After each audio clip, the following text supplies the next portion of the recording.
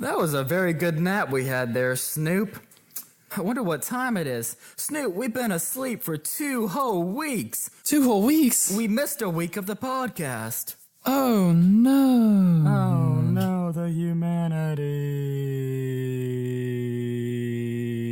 Time for the podcast. Yeah, I'm sure people didn't mind getting a break from us for the week. But the truth is, Sean, I done messed up and lost my half of the episode. I argued and said we should put just your half of the conversation on there, but you were against it. I thought it would be too enlightening for the masses. They're not ready. Maybe another time. Well, I mean, that's fine. We still got a lot to talk about this week, don't we, Sean? Yeah, there's a few things. There's a few things. Well, before we get into it, let's just introduce ourselves in case this is someone's first episode of the show. I mean, they're probably already pretty confused.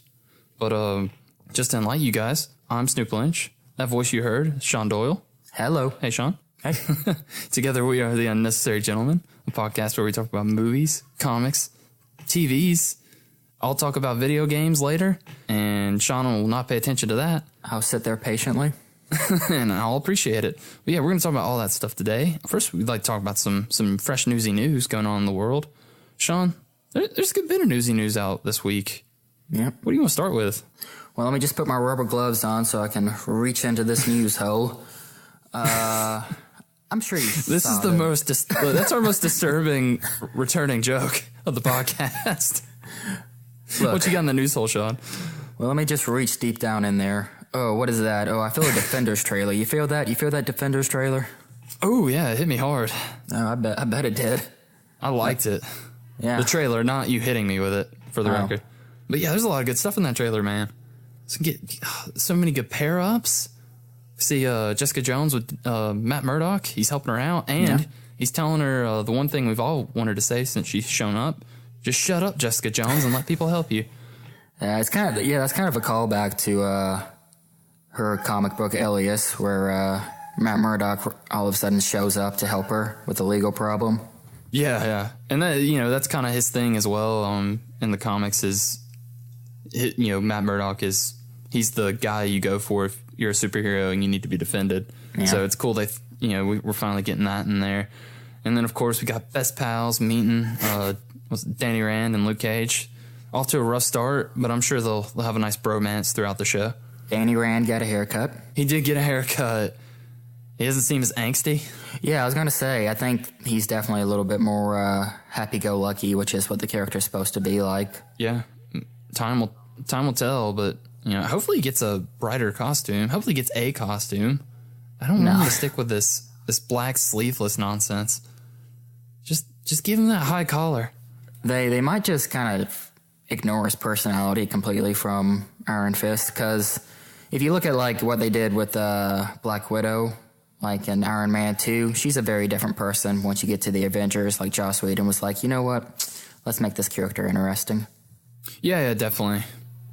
And I hope that is the way they go. I like they kind of had a more action-packed interaction, because from the trailer it looks like that Danny Rand and Luke Cage are going to do their own thing while Jessica Jones and Matt Murdock are hanging out, and then they'll all eventually meet up, I'm sure, early on. But their first interaction is they fight each other, and it's a great callback to that scene in Luke Cage where the guy punches him in the jaw and his hand breaks, but this time he actually takes the punch because Danny Rand's got that iron fist. That was pretty cool.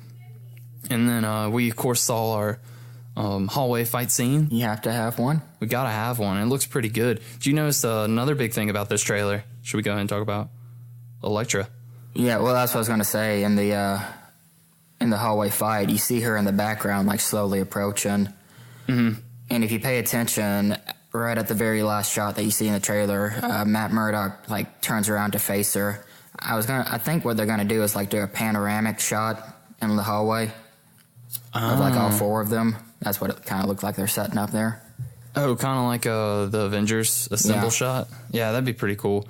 That could be a bit of a misdirect, too, because in the hallway fight scene, they're in front of her, and then she, like you said, she's walking up. That makes it look like she's with them, but it could be that, she just kind of walks up behind them and then beats the out of them, because it looks like she's going to be kind of a villain for this show. because we know that her body was abducted by the Hand after season 2 Daredevil, and that's what this has been working towards. Now we know for sure.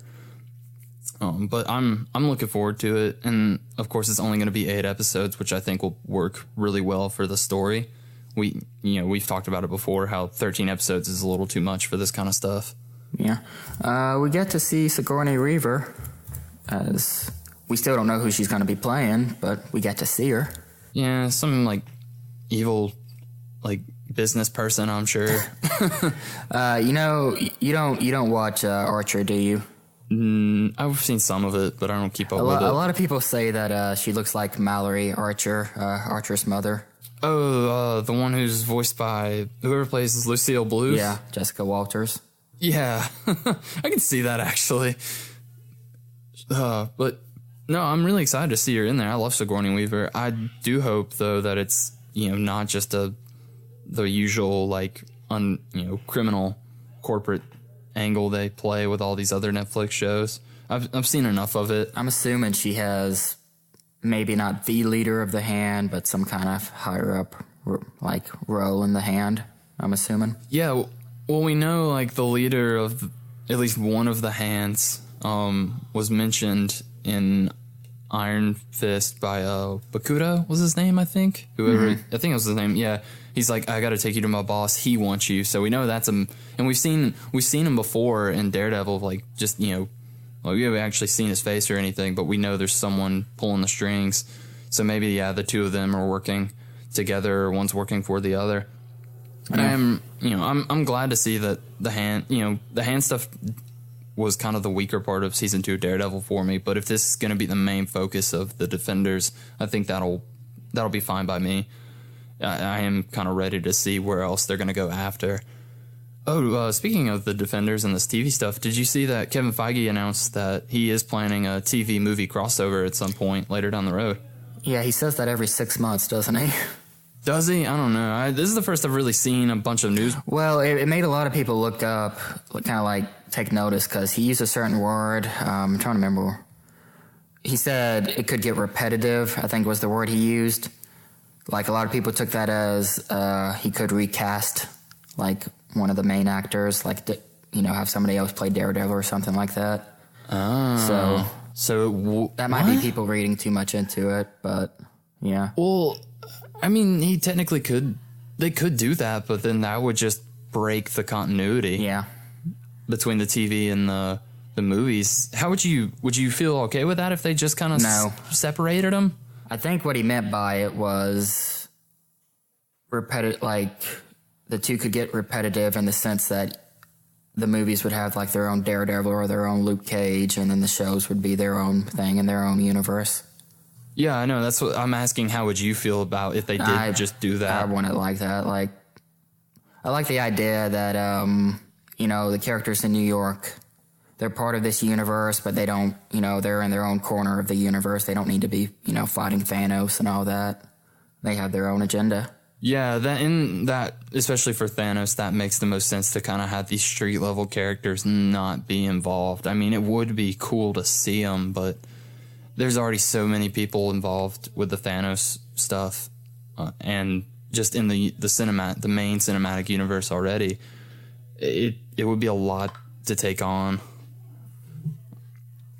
But who knows where this whole thing's going to go into phase 4. I know they're already saying, I know they've talked about how after Thanos, they're going to kind of chill out and go back to more grounded stories and basic, characters, probably recast some of your bigger heroes, or just, get rid of them for a while and let the newer Marvel characters like Doctor Strange take over and add in new ones. So I think I'm obviously more than ready for Infinity War. I want to see those movies, but I am more interested to see where it goes after that, just because we don't know anything about it. Yeah. And it could go anywhere. But we'll see. Kevin Feige's he's done pretty well, I will say.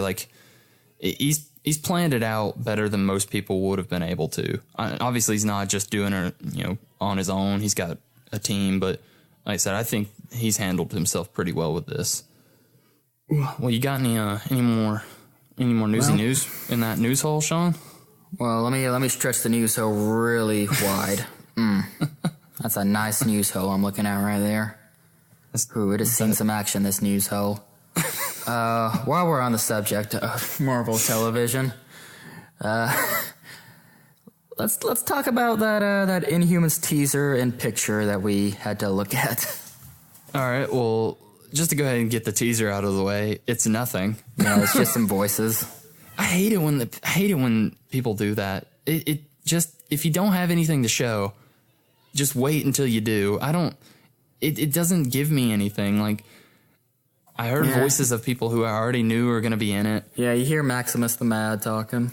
Yeah, at the very end, and you hear him mention like, "Oh, we're royalty," but even from like a first time viewer standpoint, that would give me nothing. Like I wouldn't get excited about that because I don't know who any of those characters are supposed to be, and they came out with the first image right before that, and that was at least something. More than this teaser. It was like Black Bolt's symbol for the mask he doesn't even wear. We have to talk about Medusa. Yeah, but like I said, the teaser's nothing. If you really want to listen to it, I mean, it's 30 seconds, just, whatever, but it's neither here nor there. But yeah, let's get into that incredible, and by incredible, I mean just weird still image of the cast in their costumes. It's not good, is it? Some of them look decent, and then some of them, I just said Medusa. I don't know what they're doing there. That is a really bad cosplay. Well, it looks odd because Serinda Swan, the name of the actress, like that's a very attractive woman, and it looks like they've aged her up in this photo, like by 20 years or something like that. Yeah. The makeup and the costume itself just looks very cheap. Like the hair doesn't look like hair. And it's hard to tell. I mean, it's hard to tell from a picture how the hair is going to end up. But, Medusa's hair, it's supposed to be this kind of almost living being that's constantly moving around on her head and all this. So, I don't know. Yeah, it's one of those things that it could look better in the show than it. I mean, it's hard to get from a still image, but this is like when we got that still image first released of what Apocalypse was going to look like. And everyone's like, this looks like Ivan Ooze from Power Rangers. This is shit. Yeah. And I kind of defended it. It's like, oh, it'll be better in the actual movie when it's in motion. But it was more or less the same thing. And that was a big film. This is a TV show. Yeah. So I don't have necessarily high hopes. I hope I'm proved wrong. Do you think it just would have been better to kind of dye her hair red and then maybe every now and again just have it, if it has, she uses her powers or whatever, just have it move like CGI or whatever? Yeah, well, I think she shaved her head actually for the role. And why does everyone keep doing that? I don't know, but that's a wig she's wearing right now, obviously. Oh yeah, for sure. And I'm assuming, I guess they're gonna, use CGI on her when you see the character. I don't know. I think Karnak actually looks pretty good. Let's see. Who was he in the one with the tattoos on his face? Yeah, that's right. Yeah, for the most part, the supporting characters looked decent. Black Bolt's costume was fine, but just give him that mask. It's like in a way that's a big part of his character. That's him. Like when you say like that's Black Bolt, this is just. It's just missing something. I don't know if it's just they thought it was stupid or maybe I don't know a lot about this actor, but maybe he just pitched a fit and he's like, I have to show my beautiful face. I don't know. I want to take a wild guess and say a lot of it's Scott Buck. Just he seems like one of those directors that shies away from the comic bookiness of kind of this stuff. Yeah, and we're at a point where that should be the opposite of what we do. Like. In these projects, if you're going to do it, you go all in, especially with the costumes. I know, like, you have some that you can obviously look at and you're like, this wouldn't translate well, but I feel like we've gotten far enough in our mask technology to make that costume. I think it would have been fine. You don't see Gorgon's feet in the picture to know if they're hoofs or not. They better be. You know who else we didn't see? Triton. They left off Triton. They left Ultron, but they also left that big sofa-sized dog. Yeah, Lockjaw. Well, I have a feeling we're not going to see a lot of Lockjaw. But Triton is, he's one of the main, like, characters of the Inhumans. Like, one of the main members of the royal family. And we know he's going to be in this show. Because he's a giant fish man. So I'm curious how they're going to pull that off. Yeah, that might be why they just didn't even include him in the picture. But if that was the case, probably just should have left Medusa out. She stands out like a sore thumb, too. Because the rest of them aren't as, like, I guess, colorful. So that kind of hurts her as well. Yeah, your eyes are drawn to her and not a good way. Yeah. But hopefully it looks better in motion in the final product. We'll see. Sean, you know what I saw this week? What did you see? And by this week, I'll tell you what I saw. I saw the first teaser of the Runaways got leaked.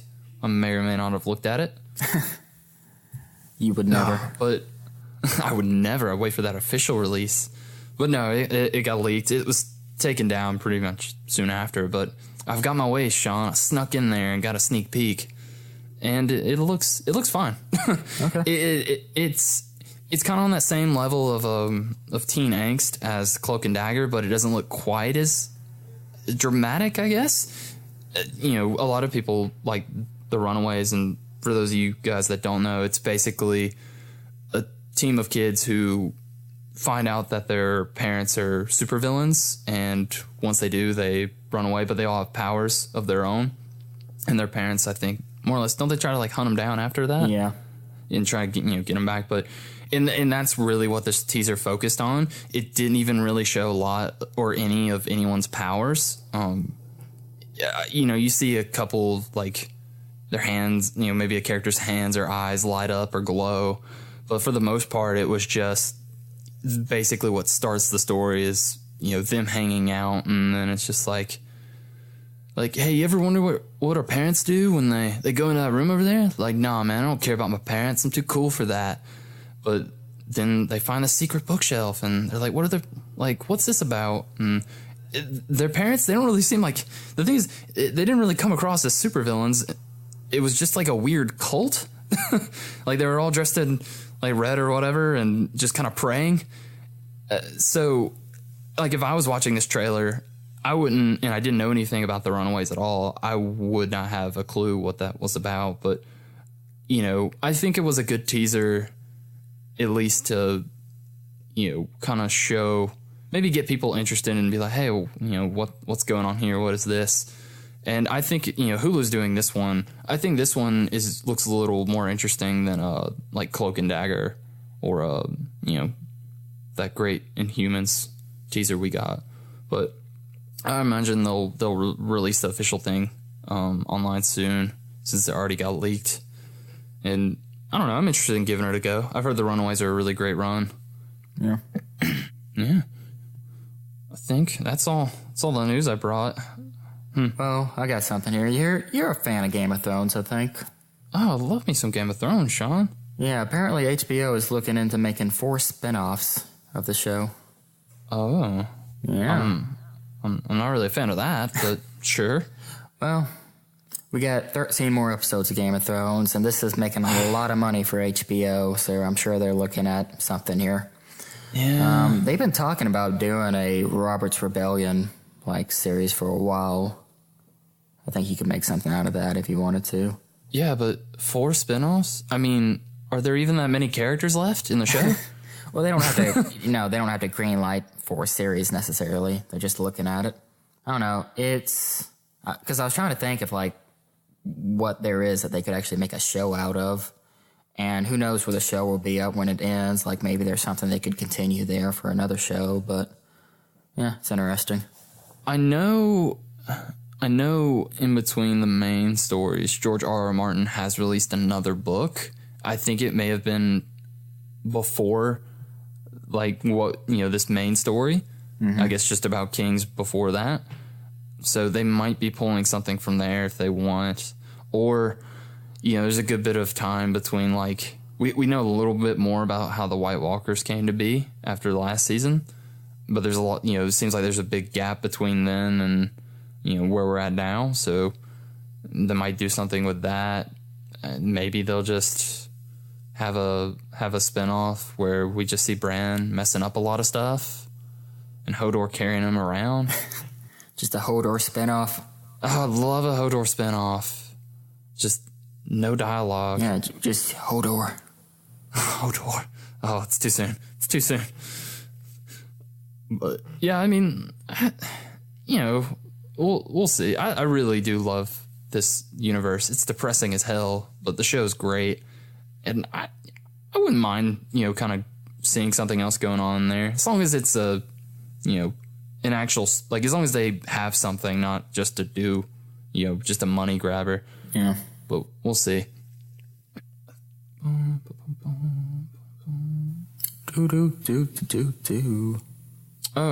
Just short note.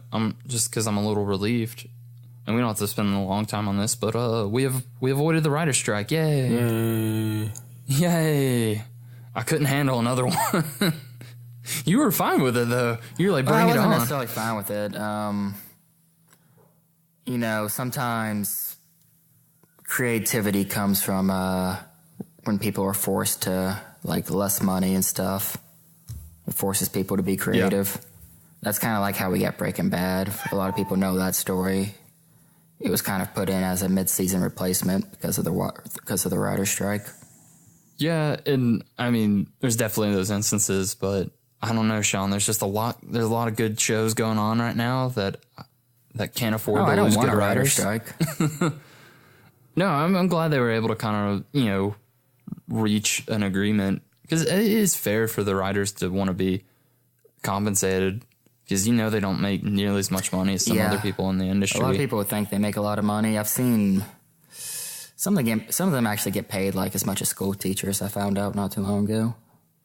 Yeah, because it's one of those things where you kind of get, you know, you get paid by the project, obviously, and sometimes, I mean, they're the people who are, well, there's some of the people kind of more likely to get screwed over, because who's going to believe them, or, you know, who's going to stick up for them. And like I said, it's sad that it kind of got to this point again, since it hasn't been that long since the last one. It's been about 10 years, but that's not a real long time for this to get this close again. And I think Hollywood kind of realized that, and realized the bind it put them in. So they more or less just they sacrificed and gave up some of their millions and millions of dollars. Poor them. On another side note, I apologize if you're hearing a lot of animal noises. I'm out here in the garage. Sean's neighbors are real loud. Well, I'm out here in the garage with like 50 animals, because everything got shoved in the garage today because the house was being cleaned. Anyway. And my roommates are as loud as some animals, so, you know, I apologize for any of them that you hear. Yeah, you probably hear lots of cats meowing and dogs scratching at stuff right now. My roommates also do that. Yeah, but they're less adorable when they do it. They are less adorable. Plus, they keep scratching on my door, chipping that paint. Let me in. I want to help with the podcast. Well, Sean, that's all you got for your newsy news. Wait, let me reach up in that news hole. I'm gonna need both hands for this. Oh, I'm not feeling anything. Okay, good. I don't think the listeners can take much more of your news hole. They'll take all of it. And I thank them for it. All right, Sean. Well, now that that's done, let's just get straight into today's main topic. What are we doing? Let me look at the notepad. It's smudged. Oh no! Can you make out any of it? Something of the galaxy. Galaxy Quest. Okay. Tim Allen was great in this. No, Sean, wait. I think it says Guardians of the Galaxy. Oh. Volume 2. Oh, there's 2 of them? Yeah. Oh, wow. I only saw the one. Hopefully I watched the right one. But no, yeah, we're going to talk about Guardians of the Galaxy, like everyone else who's doing a podcast about it this week. But we're going to get it out first. So, Sean, I'm thinking maybe we could do non-spoilers first for the few people that haven't seen it yet. No, let's spoil everything right now. And then we go into non-spoilers later. I see. Switch it up a bit. Okay. First spoiler. Groot is adorable. He's aight. He's cute. But no, we're going to do non-spoilers, and then we'll go straight into all the other stuff. So I saw Guardians of the Galaxy this Thursday night. I loved it. I thought it was a fun and exciting time. It had some great character development. You, on the other hand, you said it was no good. You said it was the worst Marvel film we've ever had. You called me an idiot for liking it. And worst of all, you said Chris Pratt wasn't pretty. Look. Wow. You know what? It's not that he's not pretty. It's just that... He's just not pretty enough. Oh, I like the movie, Snoop. I thought it was a great movie. Oh, why are you telling all these lies to people? I'm just telling them what you told me, Sean. Oh, my goodness. I mean... No, yeah, okay. It's a really good movie. It's probably not as good as the first one. I'll go ahead and say that. Really? It's not. See, I thought it was on par. I thought it was just as we'll as get fun. into why I don't think it's as good as the I mean, first. I'm sure you got some valid points, but I'm also sure that I won't care. Wow. Yeah, it's...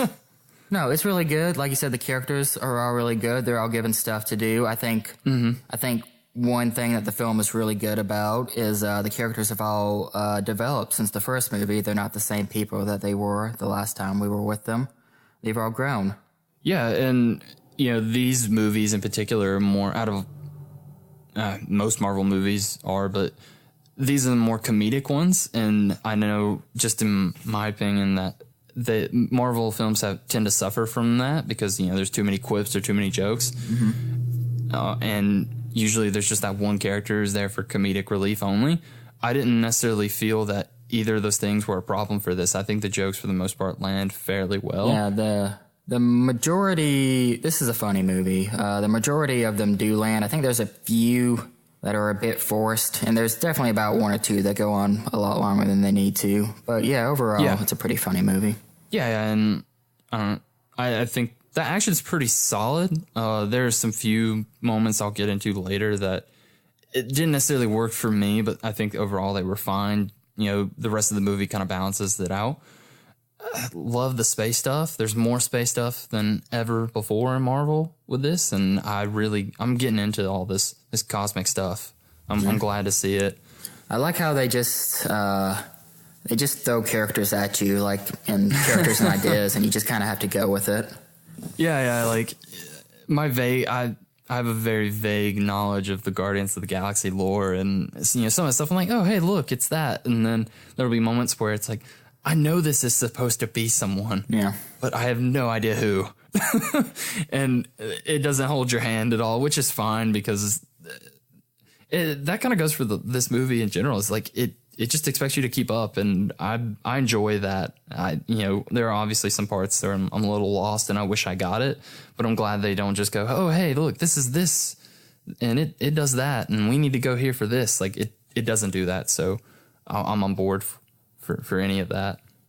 I love being lost in movies. You also love the show Lost. You never stop talking about it. Just can't wait for it to end. It's so good. Yeah, the movie, it kind of takes cues from Empire Strikes Back in the sense that all the characters are split up for a good chunk of the movie. Oh, yeah. Yeah, and there's just like Star Wars, there's some good family stuff in space. This movie, like Star Wars, this movie's in space. And there's family there. It's also in space. Yeah, it's also in space.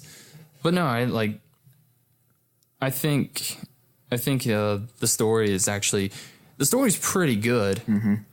I think the third act was probably the weakest for me. I really enjoy the first two acts, and the third act's not bad by any means. It did feel the weaker of the three. I think the script would have benefited from kind of being looked over once more before they started filming.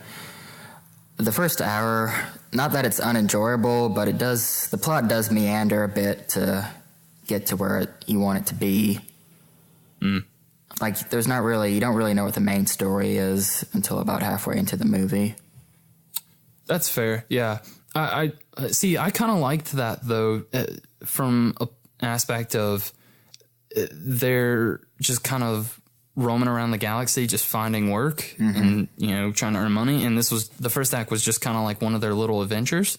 And I really kind of, I got into that, you know, it makes me want to see like what else they're up to. Just even though it wasn't necessarily part of the main story, it did get them there, we know, but like, I don't know. I just kind of I like these little space adventures, Sean.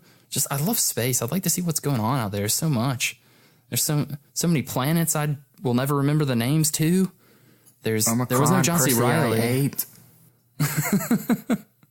There's a Xandar, I think, but maybe there's not. I don't know. But no, it was really fun. How about those effects though? Very effects heavy movie. All pretty solid. They're all pretty solid. It's one of those things. There's a few characters that are just, you know, completely CGI, and you don't even think about it while you're watching it. Exactly, man. They're just getting really good at making animals look great on it. Because Rocket in particular is just amazing. Speaking of which, I don't know if you've seen these pictures. You know, they're filming Infinity War right now, and the Guardians of the Galaxy are going to be on it, or in it. Mm-hmm. So, like, obviously the producers know that people are running around trying to get behind-the-scenes set photos. So they've been, like, hiding, like, these stuffed raccoons, like, in the middle of filming. So that you see, like, these pictures popping up on the internet, like, Rocket Raccoon confirmed and all this and that. That's pretty good. Yeah. Then one time they'll just hide a regular raccoon and then everybody gets rabies. Robert Downey Jr. got rabies. Fun jokes around the office. I love it. No, it's really good. But yeah, Rocket looked amazing. Like I said, Baby Groot's real cute. Yeah. He wasn't, this is really much of a spoiler, but he wasn't in there, like, he wasn't in my face as much as I thought he was going to be. Like you would think from like the trailers and commercials. The trailers and just the fact that he's like prime toy material. And I'm glad because I really thought that was going to be my biggest issue, but it wasn't the case. So, but he's still fun in it. The parts, you know, he kind of has his own part. That's fun. Yeah, he's very much, I wouldn't really even call him like childlike. He's basically a toddler. Like, yeah, people have to explain stuff to him like 5 times, and yeah. But it's funny because like when he talks, you know, obviously we hear is "I am Groot," but then Rocket usually is the one that translates it, and then he's just giving out these whole complex sentences, and just he's got some foul language in him. That little toddler, that little root, but. Yeah, no, he was, like I said, everyone's fun in this. The special effects are really great. Oh, this is a big part of these movies. How's the soundtrack for you, Sean? Get some sweet tunes out of this movie? Not as good as the first soundtrack. Yeah, see, I really liked a lot of the songs. I think my favorite song wasn't even in the movie. It's in it's used in the first or second trailer, I believe. Is it, The Chain by Fleetwood Mac? No, that's the one that one is in the movie, I believe. It's was it The Fox, I think? Or Fox on the Run by Sweet. Yeah, that's not in there. That's a really great song. But yeah, it's you know, the Chain song was great. That's the one that a lot of people, you know, kind of remember. I think this is a case of, you know, people say, and I'm kind of inclined to agree with you as well, that it's not as good. But I think that's just I'm not used to it yet. I think if I kind of like I'd start listening to it like I did with the first one, I'll really just be into most of it. Yeah, and I think they knew that the soundtrack from the first one was part of what people loved about the movie, so they really shove it into this one. Like, characters are constantly making references to, you know, Peter Krill loves his music, and yeah, it's like, you guys got any tunes going on? Yeah, it was a bit. The music was a bit more organic, I thought, in the first one compared to this one. Yeah, like in I think the prison break scene, Escape is playing. And the only reason why we hear it is because one of the guards who stole his Walkman is listening to that song. Yeah. And like they don't just like bring it out like, hey, you're listening to that song. Like he's just listening to it, and then it like clicks in your head like, oh, like that's how they're working into the soundtrack. This is I won't talk about it too much because it's a bit of a spoiler. But at one point, you even get an exposition scene where one of the characters uses a song to explain like their motivation. And I thought that was a bit much. I forgot about that. Yeah. Yeah. It was good though. All right. I think that's about, I guess one thing we can kind of get into non-spoiler still. We got some new Guardians. Mm-hmm. As we know from the trailers, Yondu and Mantis are our newest member, and Nebula as well, our newest members into the Guardians. Do you think they were used pretty well? I really liked Yondu in this. I thought Michael Rooker really knocked it out of the park. Yeah, he was a big standout for me. And it's weird because, like, he's kind of the one that comes later in the game. And I'll admit his intro was a little odd, but he just, like, he got right into it, no problem. And he ended up being probably my favorite character. He has a great scene and probably my 2 favorite lines from the entire film, which I'll mention later. But yeah, Michael Rooker, I don't think he really just nailed that role. I like the character of Manus a lot too. She's funny. Yeah, she's funny, and I think she worked really well. She was paired up kind of with Drax for, reasons without spoiling, but I was like, oh, this is going to get kind of old. But I kind of got more into it the more they interacted. And Nebula was a great... my biggest complaint... Not my biggest, but one of my complaints from the first movie is that Nebula wasn't really used as well as I would have liked her to be. This kind of made up for it. She had a really good arc, especially with her sister Gamora. And I'm ready to see this character again because, as we all know, they've announced she'll be in Infinity War. Yeah. So, yeah, I really like the new members. Yeah, you mentioned Drax earlier. He really gets... He's basically just comic relief in this movie. He does have moments. Yeah. They're very subtle. I didn't even really think about it till I was driving home. He really didn't even have any action scenes, did he? There was one. He had a couple, yeah. But I think he was one of the more...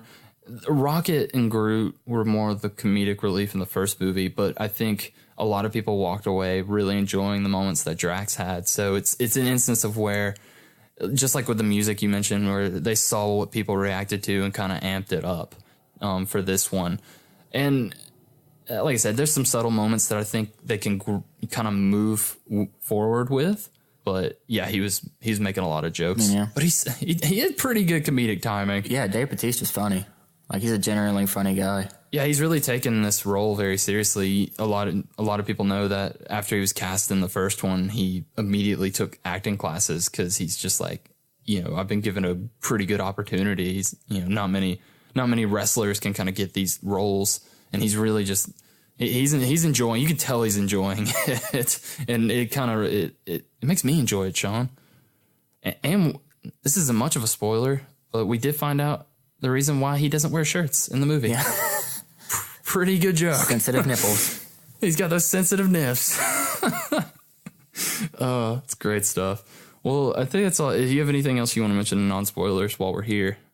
I'll just say a lot of the characters, like Rocket especially, they do a pretty good job of trying to explain, why they're the way they are, why their personalities, why they function as they do. Yeah. Do you think, do you still like Bradley Cooper as this voice? Was it just me, or did he sound a little bit different this time around? He sounded very similar. I think they kind of, I don't know. His voice sounded a little raspier to me than it did in the first one. Because when he first started talking, it kind of took me out of it for a second. I was like, oh, that sounds different from the first one. Yeah. But he was fine, yeah. Yeah, I think he does a pretty good job. It's definitely not, when they cast him, I wasn't necessarily on board, and I think he does a good job. I really enjoy the character of Rocket, especially as these movies go. I'm glad he'll be in some other movies like Guardians of the Galaxy. Yeah, like Guardians of the Galaxy. No, not Guardians. I'm sorry. He'll be in that too. Don't worry, guys. But he'll be in Avengers: Infinity War, and I'm really looking forward to see what people on Earth do, like when they see him. But yeah, good movie. I definitely recommend seeing it. Yeah, I might go see it again, Sean. Well, good. Because if Disney needs anything, it's more money. They're really struggling these days, aren't they? Get that full price ticket, 3D. I'll go see it right after my showing of Fast 8. That movie hit $1 billion already. I blinked and it made $1 billion. Was it the fastest movie to make $1 billion? No, I think that was. Or was that Star Wars? I think that was Star Wars. I guess that's. I don't know. Why are we having this conversation? We don't need to talk about Fast 8. Let's talk about Guardians of the Galaxy, Volume 2.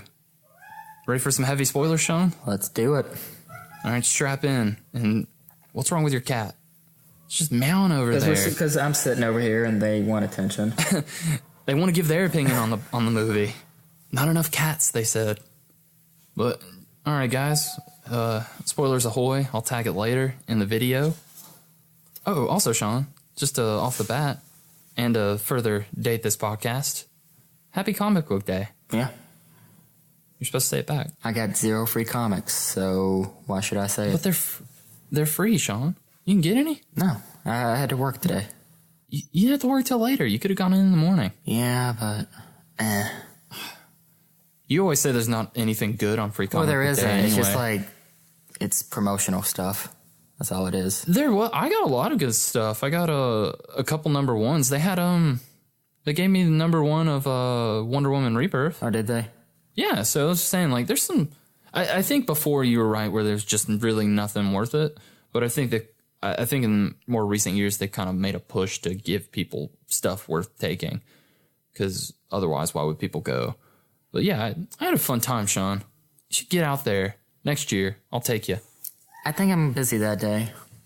Oh, all right. You sure? Yeah. My schedule is tight. Not as tight as the news hole, but it is tight. Oh, one last. Wait, we're past the news. What are you doing? This episode's a mess. It's still better than that last episode, Well, right? that last episode didn't even exist. Yeah. Just in case you guys were wondering, we were going to do an episode about shows we watched when we were kids and whether or not they're still good. Sean proved to me that there's not a lot of good ones left, apparently.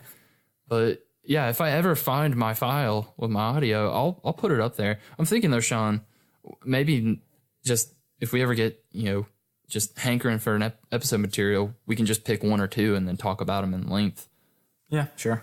All right, cool. Well, now we got that settled. Back to Guardians of the Galaxy. What do you want to talk about first, Sean, in this spoiler-heavy news? So Kurt Russell was the villain, Ego. He was. He's a whole planet. Yep. Are you glad I'm glad they showed his face on the planet. Yeah. I didn't think they were going to do it, and it's only a glimpse when I think Rocket and Yondu are on their way there. I was like, yes, he's a planet. I liked Kurt Russell. Yeah. I think he really got into this. Speaking of Kurt Russell, how good was that de-aging scene in the beginning? Sellers say, Brandy, you're a fine girl. What a good wife you would be. I imagine that back in the 80s, Kurt Russell just called his girlfriend his water lily or whatever, and they just used that in the movie. But yeah, it's crazy how good people can be de-aged these days. Like Marvel does that once a movie now too. They just because we expect it. It's in their budget. They take 20 years off of one of the main cast members. It looks really good. Yeah, I thought his whole plan was actually pretty sickening. Him creating children with all of these different races and then more or less killing them because they didn't have the genes they needed to have. Yeah, well, so we find out he's a Celestial. Yeah. I guess this is the first time we've seen a Celestial, at least. No, we saw one in Guardians. Who was in Guardians? Oh, it was that the flashback? Yeah, we had to see that, and then they go to the Celestial's head. That's right, nowhere. Yeah. Okay, well, this is the first time we've seen a Celestial in this timeline, then, and especially not one like Ego before, who could, he's a planet, and like you said, his plan is basically to expand. He wants to grow. Originally, it was weird. It was interesting how they kind of show his descent into madness, because originally he sets out to interact with life, and then he's just like, turns out this isn't what I need. Yeah. This isn't good enough. He's like, I'm just gonna become everything, and he took some time to do that. He's planting seeds of himself all over the galaxy, Figuratively and literally. Yeah, ooh. Yeah, and like you said, he needs to mate with other beings to kind of increase his power enough to pull this plan off. But yeah, are you glad they used him for Star-Lord's father instead of I think some weird angel or whatever in the comics? Yeah, it's a change. It's it worked. I thought it was pretty good. I kind of liked. They don't show a ton of it, but the idea that he really did love Peter's mother. He did. Yeah, he said he visited her like 4 times or something. And he knew if he went back, he would, never return back to his planet. So he puts a tumor in her brain. Yeah, is the reason. This when he kind of enters and he just like straight out the bat, he's like, "Hey, Peter, I'm your dad." It takes a minute for Peter kind of to warm up to him. He's kind of persuaded by Gamora to even go with him, and he does kind of find this relationship with him, but it's quickly just like ruined when he's like, "Oh yeah, killed your mom, by the way." Immediately, like Peter was kind of being like, manipulated by him up until the point it's like, then I had to put a tumor in your mother's brain, and Peter just immediately snaps and just starts shooting him. Yeah, he's just like, yeah, that was great. I'm glad, like, I expected to kind of go into this long monologue or whatever about how it was for the greater good and blah, blah, blah. No, he just shoots the shit out of him. The effects on him were really great. The effect in particular I'm thinking of is where he reforms it's not his, Kurt Russell isn't his real like body. It's just a form that he makes. His real form is the planet. But when they're fighting on him, he goes to talk to Peter like later, and he's reforming himself like just straight from the bone up. It's a really great like special effect to see like the bone, then the nerves, then the muscles and everything form. It's creepy as hell. And I don't know, Kurt Russell, like he really just had some fun with this, and I enjoyed him in this role. Of course, David Hasselhoff's in there for a second. What a good sport. He's credited as the form of David Hasselhoff in the movie. It's amazing.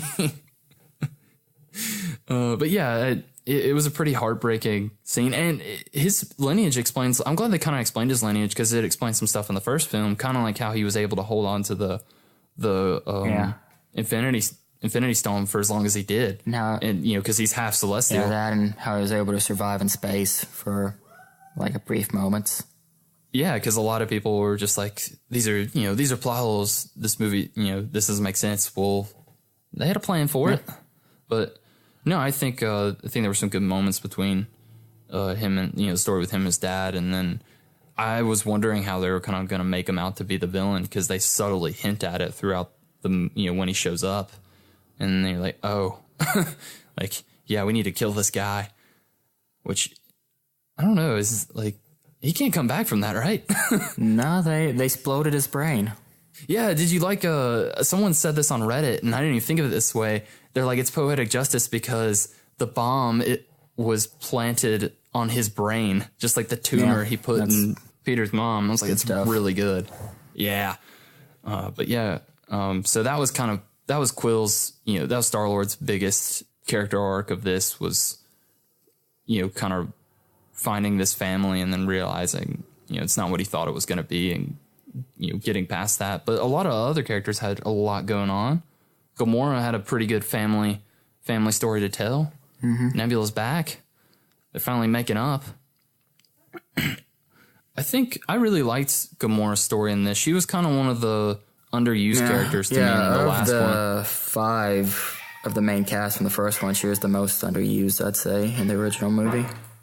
Yeah, so they really, it was in, what they did use of her was kind of related to Nebula and their rivalry. So they brought that back and actually used it for something. And that was them making up and showing, it was kind of also showing how bad of a dude Thanos really is. Cause Nebula mentions all her, like, how she got her cybernetics, and it sucks. Yeah. I think she said like he ripped her arm off at one point. Yeah. So he would force the two of them to fight each other. And every time Gamora would beat Nebula, he would remove a part of her body and replace it with a cyber enhancement. And Nebula, she kind of gives a sad speech about eventually you would think I'd be able to defeat Gamora, but she won every single time. So you kind of get this idea that just over and over Thanos was replacing her body parts. Yeah, and, we think that the reason she holds... We think basically until they kind of have their confrontation where she tries to kill her with a big ship, which is pretty good because I didn't know what that ship was like. I thought that was Rocket's ship coming through the gates, and then it just starts shooting at Gamora and cuts to Nebula like screaming at her. Well, like that's really good. But no, we find out that we think this whole time that the reason why she hates Gamora is because she could never beat her in combat and like she was jealous. But what it was is that she felt like her sister was just leaving her to Thanos' rage and not doing anything about it. You know, and she's just like, you always had to win. You always had to beat me. You always wanted to be the winner. I just wanted a sister. And like, it's filled her with such rage just growing up and like with Thanos and then feeling like her sister's not there for her. So it was pretty heartbreaking. And it was nice to kind of see him finally make up. Yeah. And which she's technically a member of the Guardians now, but we know she goes away at the end because she's determined to kill Thanos. So, you know, I'm sure she'll just kind of pop up later in Infinity War. I don't see her making it out alive, though. Yeah, because she kind of has that moment where, you know, Gamora's like, think of all the other young girls you could save if you joined us. And then she's like, I can do that by killing Thanos. And then Gamora just kind of pauses and she goes, I don't know if that's even possible. Yeah. And that's kind of like the stuff I was saying. Like, we haven't gotten a lot of Thanos, so it's like, is he really as bad as we think he's going to be? And I kind of got the sense that Gamora's kind of just moved past, you know, from being under Thanos. Now she just kind of wants to get away from all of that. Yeah, she doesn't. Well, I think she's scared of him. She doesn't want to face him. I'm sure when the Guardians show up on Earth and she realizes Thanos is the one kind of causing trouble, she's going to want to get the hell out of there. And I don't blame her. But the thing is, we haven't really seen Thanos do anything. We've heard, now we've heard this stuff that he did to Nebula, but I want to see him mess up some people without the gauntlet first. I think that'll be a great intro. Look, we saw him stand up out of that chair that one time. We saw him floating in that chair the other time. That was pretty cool. He opened that door at one time. Oh, yeah. Got that gauntlet out. Yeah, I think there's a sandwich in there he grabbed, too. He was pretty hungry because he's like, I've been sitting on this chair for a long time and no one's brought me lunch. But yeah, hopefully we'll see him beat up some Avengers and get plenty of sandwiches along the way. I'm ready for it. One can only hope. One can only hope. Well, you mentioned Drax is more or less the comedic relief, and he did have the most jokes out of anyone in the film. Like I said, for the most part, they landed for me. But I still get the sense of like his main thing to me was his interactions with the new character Mantis, who's more or less like him, doesn't really get emotions or jokes, takes everything very literally, and it was fun to see him play off of each other. And he makes he constantly mentions he's just like, I think he says like you're hideous to look at all the time to Mantis. Like he just completely insults her, and she's like, oh, well, okay. But then he's like, no, it's a good thing because it means you're pretty on the inside because you look awful on the outside. And it's funny, but at the same time, it's kind of sweet. And you have this moment where Mantis's powers, or when she touches someone, she can kind of like feel their emotions or kind of persuade them to feel a certain emotion or whatever. She feels his emotions when he's thinking about his family, and he's just kind of sitting there. She starts crying. Yeah, so that was a really cool scene to me to kind of see his emotions through her and how badly it affects him. He just can't show it, or he doesn't want to. But yeah, did you like kind of, it looks like they're going to kind of set them up for him, because he lost his family. So it looks like they're going to kind of maybe want to put them together. Do you think, I like that. What about you? Yeah, I kind of got more a sense of he was almost a father figure to her than an actual relationship. Yeah, I guess I could see that because I'm sure I think she said Ego's basically raised her, and we don't know how long that has been or how her aging works. But yeah, I guess in a way I can kind of see that. Like I said, those kind of things were more subtle than anything because the jokes were in the front, and like they were funny together. I really enjoyed. Yeah, at one point she like almost gets into bed with him, and he starts like physically gagging. Yeah, she gets on top of him because he's asleep, and she's like, "Wake up! I got to tell you about Ego," because she knows what he's done. She knows he's basically Ego needs one of his offspring to help him and use the same powers to expand, but all the other aliens weren't compatible, so he just murders them all. And so she's like, "Yeah, I gotta warn you," and he's just like, "Oh God, no." That part, it's one of those things I really wish wasn't in the trailer, but it still made me laugh. Where she gets hit by some debris, and he's just like a good 5 seconds later, he's just like, "Mantis, look out!" It's so good.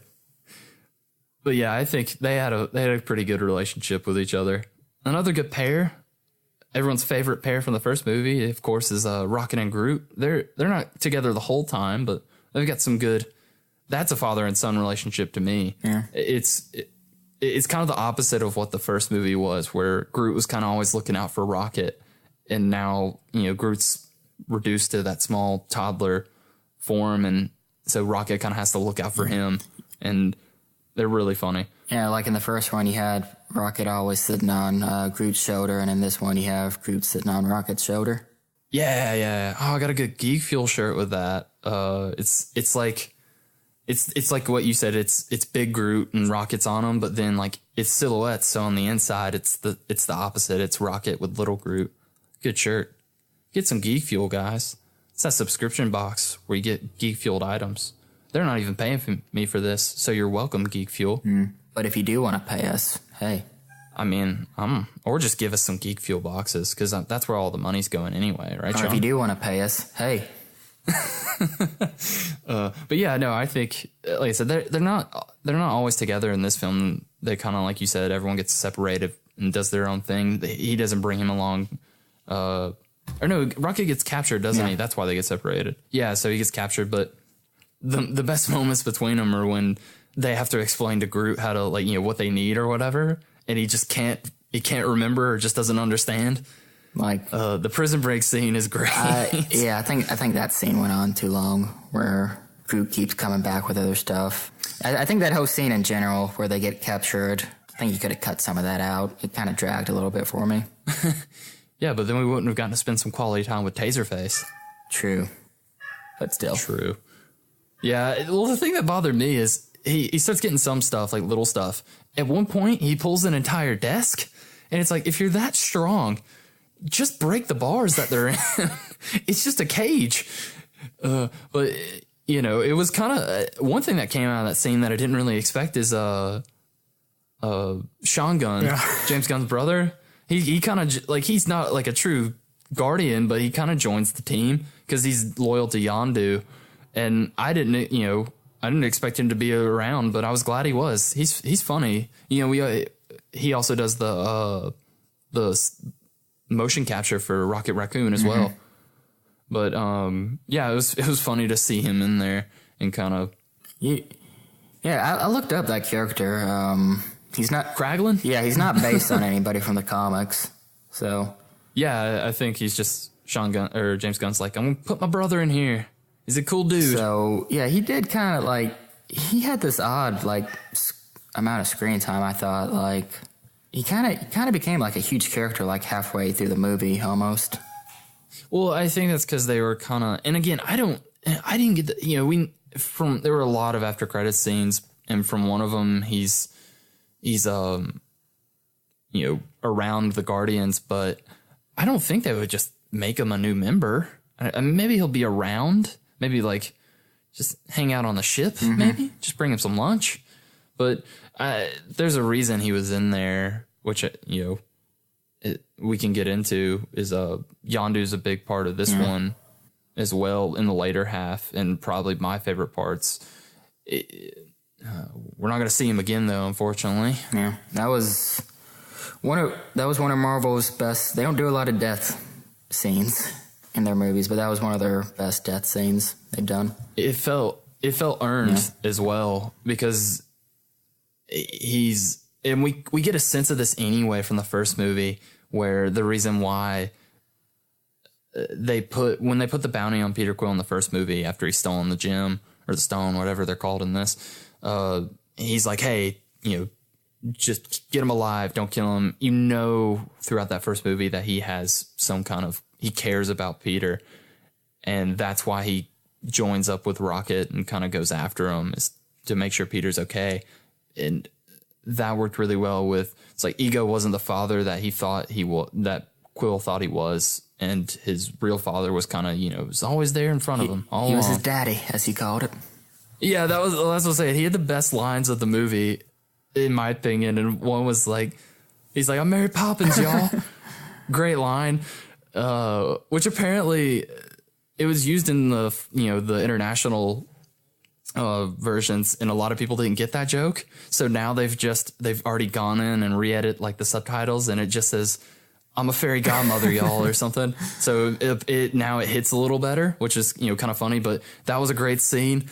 And then of course he saves Quill, from like a rocker that's about to hit him. And he's just like, Ego may have been your father, but he sure ain't your daddy, boy. Like, what such a good line. And it, quickly just turns into something so heartbreaking, where there's only one jetpack, there's only one space suit. And of course it was one of those things we saw coming when it led up to it, because Rocket's like, hey, I only got one. And Yondu's like, hey, I'm not a good guy, or I've made a lot of mistakes. At least give me this. So we knew he was going to die. We saw it coming, but it was to still kind of have this emotional impact shows how great of a scene it really was. And they took their time on it too, because you have like the moment where like Yondu puts his, hands on his face and all that. It's good. Yeah, and Chris Pratt, helped sell that as well. He's just like, he's screaming out to him. He's trying to rip off the spacesuit and give it back to him. And I don't know, like it's weird to see they had a good bit of they had about the same amount of interactions as they did in the first movie, but you still get that sense of like, hey, he cared for this kid, and in the end, Peter felt the same way. And to do that in the kind of the short amount of screen time that they had together, I think says a lot for the way it was written. Plus, he's got that badass arrow, man. Hey, cats, hush. They're like, I like the movie too, but still not enough cats. Howard the Duck was in there. He wasn't there. He wasn't there. But did you like I like the prison break scene, like the actual, like when I know we agree that the Groot thing went on a little longer than it should. I mean, it was fine, but that arrow is so overpowered. Like he probably killed over 100 people there. And like, holy crap. It's one of those things like, why would anybody even be a threat to this guy? I think that's that's the thing. Like, we know, like, that's the reason why a lot of the Ravagers didn't mess with him. And why would you? Because that arrow, it has no weaknesses, and they kind of fixed that, I think. Yeah. I think that was one of the reasons why they decided to get rid of him, is because it's like, this guy could kill Thanos with one shot. When he wouldn't even have time to stand up out of his chair. No, and I think one thing that, it was even better than it was in the first movie, because he got that sweet fin, which looks really cool. I wasn't 100% on board at first, but I got used to it pretty quickly. And that scene was insane. My favorite part is where they're in the security room and they're looking at. He's so good at it that when he looks at all the screens, he's able to direct it from there. But yeah, it's gone. Well, it's not gone. Kraglin has it, but he's not good with it. Oh, we did find out it can't kill one person apparently. Drax hit him right in the neck. I thought it hit it like in his upper shoulder area. Is what it looked like to me. No, he grabs right here. He's like, ah. Okay. But yeah, it might just be because Kraglin doesn't know how to use it, or there's just like, a funny throwaway. James Gunn likes those throwaway credit scenes. But yeah, Yondu was his funeral was really great. I think I didn't expect the film to end that way, but it was sweet to kind of have all the Ravagers and Sylvester Stallone show up. Do you like that little Easter egg they threw in there? I guess we should talk. So Sylvester Stallone was Starhawk in this. Yeah. Stakor. Yeah, Stakar, and then Michael Rosen. We finally found out what Michael Rosenbaum was doing. He's being Crystal. Yeah, Martin X is his name. Yeah, he is. I looked it up. I was like, I don't know who this is. So yeah, at one of the post-credit scenes, we see Starhawk, Sylvester Stallone, has put together a bunch of seemingly random people, but those are the original Guardians of the Galaxy from the 31st century. Yeah, Yondu was one of them as well, I believe. Yeah. And that was because they show up at the end to kind of... He got exiled by the Ravagers for delivering kids to Ego. You know, he's just like, we don't do that. Which is odd that finally caught up with him after all those years at a random, like at this strangely convenient point, but whatever. That's what I'm saying. His intro was a little odd to me, you know, back into it, but it's fine. But yeah, they came for the funeral and he's like, well, since we're all here, let's go steal some stuff, boys. Yeah. And there's like one person who's there. It's like, I'm a woman. Like, let's go steal some stuff, boys. Well, you see one kind of the leech looking guy, the red leech. Yeah. That's Krugor. And if you notice, he was doing their little orange sparklers from Doctor Strange. Yeah. He's got some magic. In the future, he eventually becomes the Sorcerer Supreme for a brief time. Oh, okay. Yeah, well, I knew they were important because they showed like basically all of them one by one. And I knew vaguely what the character of Starhawk was. So yeah, that was, like I said, it's just one of those fun things that James Gunn threw in to kind of, it's like, here you go. Of course, you had Miley Cyrus as Mainframe. Not credited. They're like, oh, Miley Cyrus is in here? But yeah, no, there's a lot of good, lot of Easter eggs we can get into for this movie. Some I probably didn't catch or remember. I'm not gonna lie, there's a lot. But before we get into all that fun stuff, is there anything else you'd like to mention, Sean, about the rest of the movie? So I think we should talk about Rocket Raccoon's little kind of character development journey. He went on a nice little character journey. Wouldn't you say? Yeah, he just stood up and he's like, I'm gonna go for a walk. Maybe I'll find some things in the forest. Yeah. Find some things about myself. Who knows? So yeah, they kind of get into why he's such a jerk in this. Like, yeah, he's a real dickhead, isn't he? Why he pushes everybody away. Yeah. Well, that one speech that Yondu gives was like, "You're just like me." I thought that was forced. You're blue. Oh wait, you're not blue, but you're still ugly. Yeah, it was one of those things that Rocket's always been in these movies, at least. He's always been kind of a character you want to know more about his past. Yeah, we see he has the scars in the first movie, and he doesn't really talk to anybody or isn't nice to anyone except Groot. And then he gets drunk, and he's just like, "You guys are assholes." Cries a little bit. I cry, but yeah, I think they started with that in this movie as well. And then they were just like, "Oh, we kind of need to get somewhere with this time." And he just, you know. It's fine. Like it kind of works. It also works for Yondu a little bit as well. And I think they were a fun pair. Like I think they were a good pair to, you know, be together.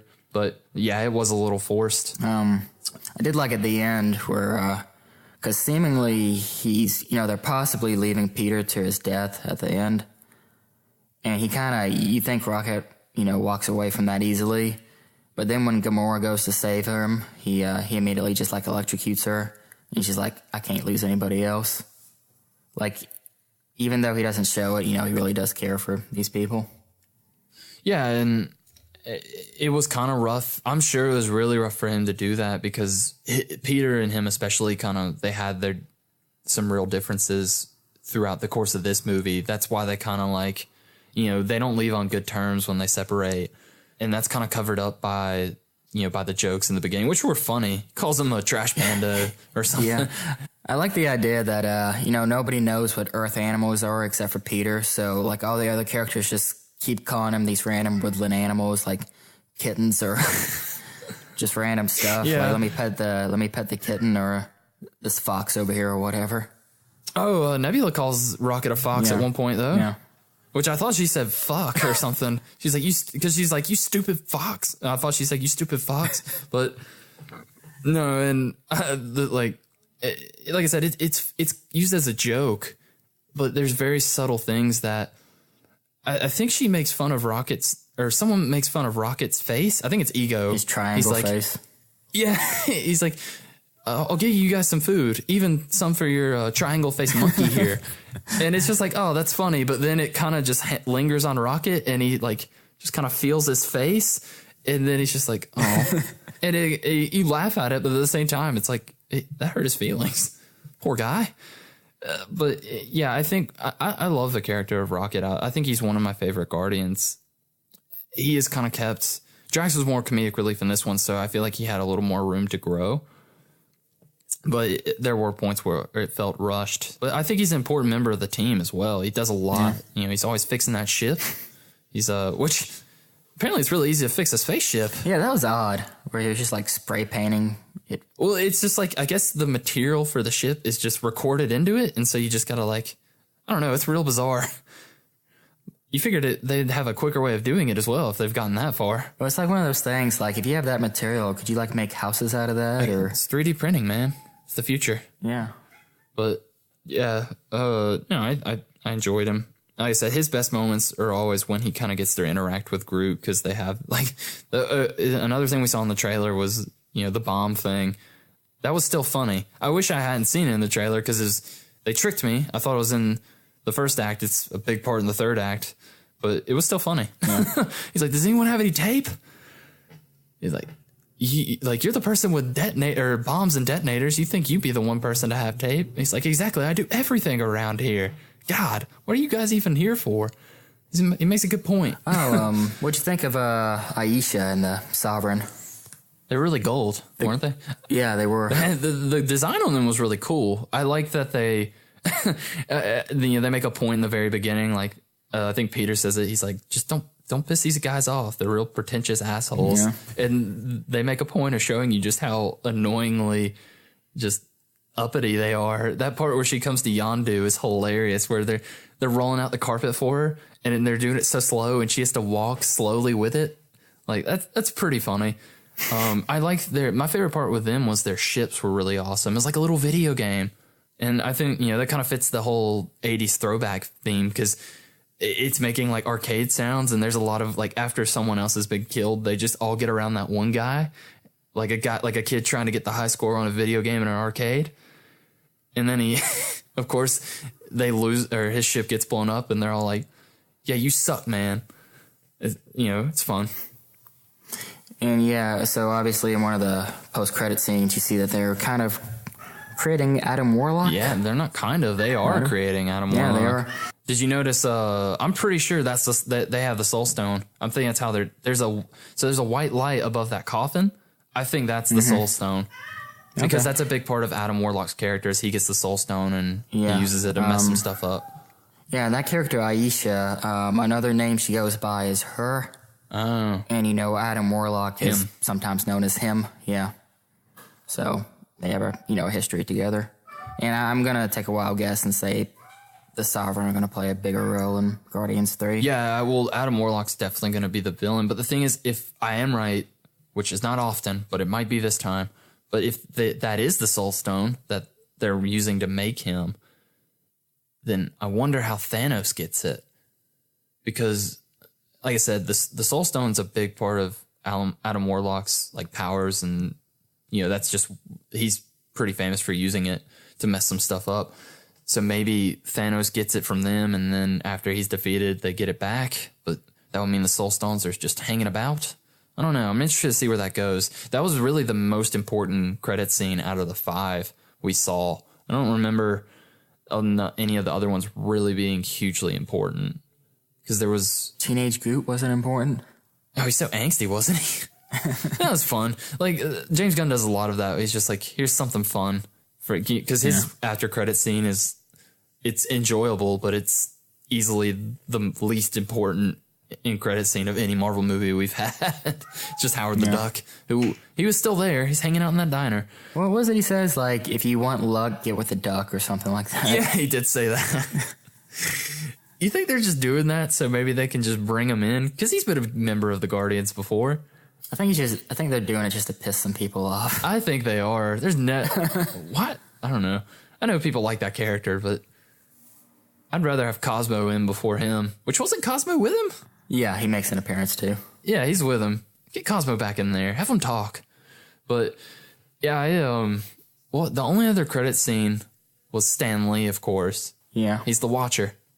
Or not the Watcher. He's with the Watchers. Yeah, so in the credits, Stanley is, they credited him as Watcher Informant. He just tells them what's going on Earth. Yeah, so I guess they have him on Earth as all these different people to just tell him about it. Which, plays into that fan theory that's always been around, that Stanley actually is the Watcher. Because he's in every, he's a cameo. Yeah. Which, that still is like, I guess he is always doing that. And then he just goes to the Watchers after. Yeah. Which it was, he's not even, we see him before that. We see him during the gate sequence where Rocket and Yondu are going through different, worlds to get to Ego. They pass over him.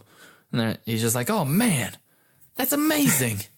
Anyway. Well, you see him talking, and then they show the Watcher, or one of the Watchers, for just like a split second. Like you almost would miss it if you didn't even know like what that character is. Yeah. But they looked pretty good when you saw them up close. Yeah. And they just kind of they're like, all right, we've heard enough, and they walk away. Well, I was kind of, because, Uatu the Watcher is closely associated with the Fantastic Four. He plays a big role in, famously the Galactus trilogy. Mm-hmm.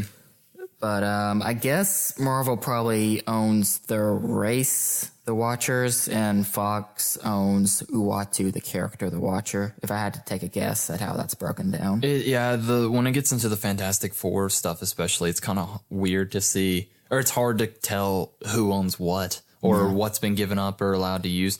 But I know a lot of people have said that maybe this means that the Fantastic Four is back. I don't know. But I doubt it. Well, because the alien race, the Skrulls, like Marvel owns that, but there's a character named the Super Skrull who has like all the Fantastic Four's powers, and Marvel Fox only owns that one particular Skrull. So I'm assuming it's a similar situation. It must be a nightmare to handle some of these legal issues. Yeah. Well, because sometimes even the companies themselves, like, they don't know what characters they own.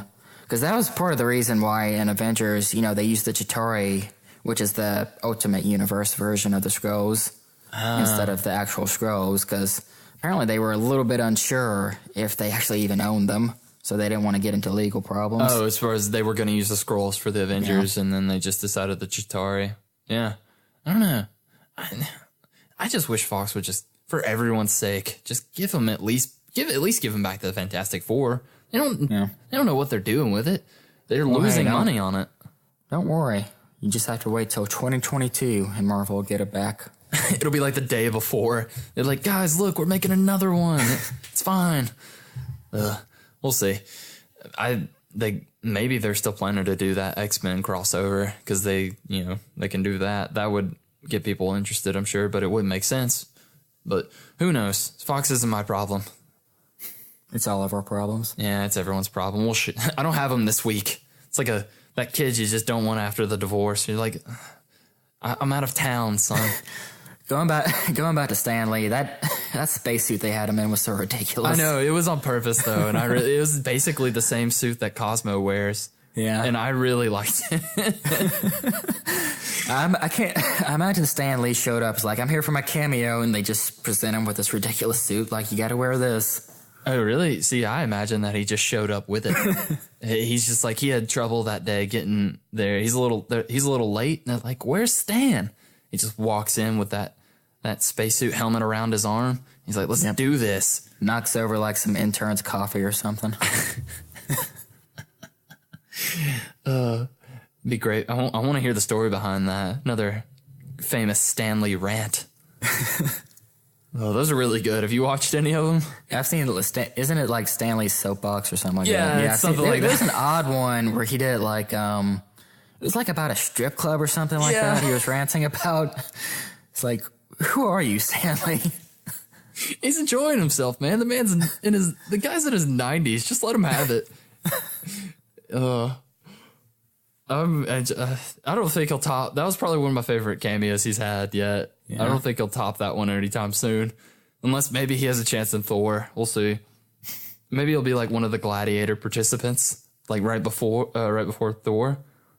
He'll go out there, he'll give Thor a pat on the shoulder, like, I'll see you on the field. And then you just hear the Hulk scream, and that's the end of Stan Lee. He sees the Hulk running at him. He's like, this is amazing, boys. Can you imagine? Then he just like smashes him. Would you look at the color? He's great. So also while they're popping through all space, you see him like go over like one area, and you see like two beings fighting each other. Yeah. Yeah, I looked that up. That's like two Cronins fighting, I think is what they're called. Okay. It's like it's those rock monsters you saw Thor fight at the beginning of Thor: The Dark World. Oh. So like they were going across, I think the name of the realm is like Sforzel realm or whatever. I don't know those ridiculous names, but yeah. You gotta take a whole other class on some of this stuff. Was that the area that Thor's gonna be in Ragnarok? No, it's one of the 9 realms. Oh, okay. You know, at the beginning of Thor: The Dark World, he goes to that one area and he fights like that rock monster. It's really hard to remember anything from that movie. Yeah. I think Thor was on the subway. I don't know. We talked about it. That's a movie. Here, I'm really excited for the next one. Well, Sean, I think it's all I've got left in me for Guardians. I really like this movie though. It was fun. Yeah, I had a great time with it. Are you excited that James Gunn is doing the next one now, or would you have liked to see it kind of go to someone else? I think James Gunn's got this. Like I said, this is an all-around pretty solid movie. I want to put it up there with some of the top-tier Marvel stuff. Like, I don't think this is up there with the first Guardians or, Winter Soldier or Civil War or even Avengers. But, yeah, it's a pretty great movie. So, I guess you mentioned that earlier, how what for you kind of makes it not necessarily worse, but what makes the first Guardians better for you? I think the first Guardians was a tighter movie. Like, I think the pacing was a lot better. Oh, okay. I think it had a better story. I think, like I mentioned earlier, I think a lot of the humor and the character stuff was a little bit more organic in the first one. This is always a problem when you make a sequel, is especially because, nobody had ever seen anything like Guardians of the Galaxy. And when you make a sequel, you don't have that freshness that you do with the first one. So you always run into the problem of, let's make it bigger and better, but you kind of lose some of the uniqueness that the first one had. But, yeah. Those are all fair points, Sean. I'll let you have them.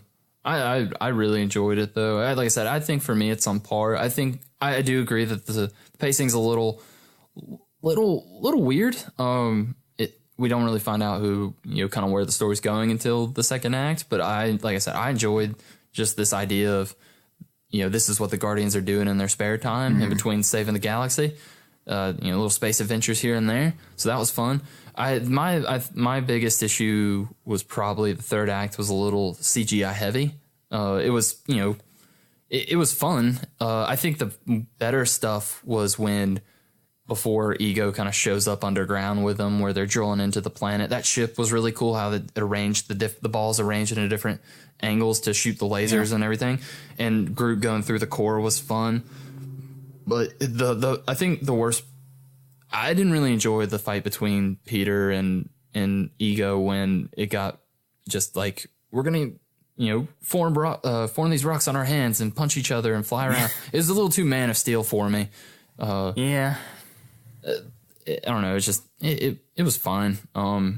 I think that's why I like Doctor Strange's third act best, is because I thought that's what that was going to turn into. But then, they pull the twist. Something really unique. Yeah, it's something different, and obviously something we weren't expecting. This was just kind of like, I knew it was kind of going to come to that. I just was hoping it wouldn't. But it's still, like, the rest of the movie especially balances it out. And as far as, CGI third acts go, it's definitely not the worst. I've seen much worse. I also like the idea that, I guess now that, they keep talking about the light, and that's where kind of Peter's somewhat powers come from. And now that Ego's been killed, Peter's basically just a human now. Yeah, he's just a human now, and I get, that makes it more of a, because he was, to me, with those powers, he was a match for Thanos. But now that's not an issue. He's just gonna be a regular guy. He's gonna be like Hawkeye. Yeah. Just gonna be a guy who just walked into the door and he's an Avenger. Doesn't know what to do. But yeah, some some great times, some great laughs, some great characters. Everyone's really pretty, or blue, or green, or all the above. Some great coats. It has some great fashion in here, Sean. I want one of those dusters the Ravagers wear. It's good stuff. But yeah. You think they'll add any more Guardians in the third movie? Or anyone you want to see in the third movie as a Guardian? They don't I don't think they have the rights to them, but I'd like to see Bug. Oh, yeah, I forgot about Bug. I want to see Vance Astro at one point. Who's that? He's kind of like this guy from the future. He has Captain America's shield from the future that he fights with. Oh, that's fun. But, yeah, he's interesting. Okay. Yeah, I think it would be, and you've mentioned this as well, but we'll never see him because James Gunn hates him. I'd like to see Nova. Yeah. Nova Corps wasn't even in this. They were just mentioned. Where's John C. Reilly? He's probably planning. But, yeah, it's really fun. I want to go see it again. I recommend you guys go see it if you haven't. If you haven't seen it, I'm not sure why you're listening to this part of the podcast, but thank you. So, Sean, before we end this review, we, of course, got to give it an unnecessary rating. That means nothing. So my question to you is, what do you rate this movie? Oh, I give this 3 green characters out of 4 gray characters. Wow. That's pretty high honor, Sean. Well, I think for me, I'm going to give it 1 prototype Finn. And then I'm going to give it 6 80s pop songs. That's 6, you say? I'm going to give it 6. Oh, speaking of the songs, one of the best jokes in the movie is at the end where Peter gets a Zune. Oh, yeah. That has 300 songs on it. Yeah, I'm going to give it 1 Yondu Finn, 6 80s pop songs, and then 1 Zune, because that scene was hilarious. Well, it was so funny because I was laughing at it, and then I look around. There's a lot of kids at our showing. And they have no idea what a Zune is. Yeah, so they didn't get it. Yeah, and it was so... I forgot what a Zune was first. I forgot they existed. Oh, man. I love any joke about a Zune. What a failure that was. But, yeah, that whole scene was great. He's just like, oh, yeah, Yondu got you... Because I was wondering how they were going to give him, the Awesome Mix Volume 3 or whatever. Because Ego destroys his mixtape. That bastard. His mom gave him that. But, yeah, anyway, she's like, yeah, Yondu got you something at a trucker stop or something. So it's great that there's space truck stops already. It's this is what everybody on Earth is using to listen to music now. He's like, it's even got 100 songs on it. 100 songs? He's actually like, that's so many. Yeah, James Gunn said... apparently, he's actually going to be using that in the third one a lot. Yes, and it's going to give it a chance to introduce some more modern music, or at least as modern as when the Zune was around. Yeah, he probably did mean it like that. James Gunn, you sly bastard. I like James Gunn a lot. I think he gets this. I think he's a fun addition to the Marvel universe. Yeah. And I think it's great to put him in this. I think if it had been most other directors, there would have been a lot more kind of needless exposition to the space stuff. He just throws you right in there and he has fun with it as well. So yeah. Some of you guys out there, if you've never seen some of James Gunn's other movies, check out Super and Slither. Both really good movies. Super's really good. Ray Wilson's in that. Yeah. And so's a wrench. A really dangerous wrench. And Kevin Bacon. He loves him some Kevin Bacon. He mentions him in Guardians 1. Yep. One more thing. Just to give me a quick note. Do you like Gamora and Peter Quill? They got a little relationship going on. Yeah. I enjoyed it. I enjoyed the story that she shared. I wanted to say also about Gamora. I like because the character is supposed to be super strong. Oh, and yeah. They actually they portray that pretty good this time because they don't really show it in the first one. No, they do this time around. Yeah, she picked up that ship gun. Oh, it's badass. But yeah, no, I think she's a much better character in this movie than she was in the first one, and that's great to see. And her relationship with Quill isn't she's not like some damsel in distress. She's arguably more. She's more deadly than him. He's probably going to be the damsel in distress in Infinity War. I imagine they'll have us. Like, I wouldn't be surprised if they throw in a scene where she's saving him from something. Yeah, really fun movie. Go see it, guys. Go see it again if you haven't. Well, Sean, we got some time. Maybe we get into one of those famous segments we do for the show. Check it out. Yeah, we're gonna check some stuff out, guys. As you know, we read and watch and play a lot of stuff, and we're here to tell you about some of it and whether or not it's worth your time. So, Sean, what you checking outs? You know what I finally saw, Snoop? It's a Wonderful Life? No, I've seen La that a La long Land? time ago. Yeah, I finally got around to watching La La Land. Yes. So pretty. That was it was something. It was I enjoyed it. It was probably the most overrated movie of this past year. I'm not gonna disagree, but I did enjoy it a lot. I'll tell you what I liked about it. I thought the cinematography was on point. Like, I really like what they do with, like, the night sky. I like what they do with the colors. Oh, the planetarium scene's really great. Yeah, and that's really kind of what I kept focusing on. You're like, oh, this is pretty.